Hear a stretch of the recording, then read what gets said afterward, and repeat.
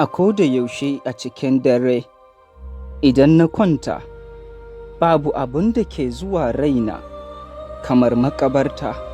Shin idan aka kwantar da ni, zan huta ko tsuguno zai gagara don ƙarancin bauta? Kuma mai zai yi ajalina ya janyo makusanta? Oh Allah, wata rana ni mamaci ne. Rashin sanin lokacin na ɗaga mini hankali. Yan uwa da ni da ku mu kasance masu tattali.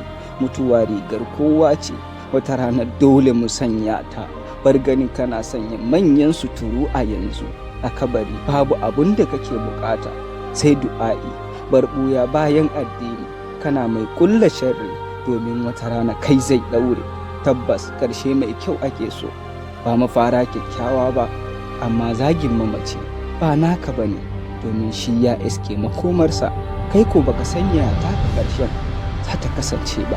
Yin mugun fata kan mutane tamkar cakawa kai mashi ne, domin a kwana a tashi kai zai halaka.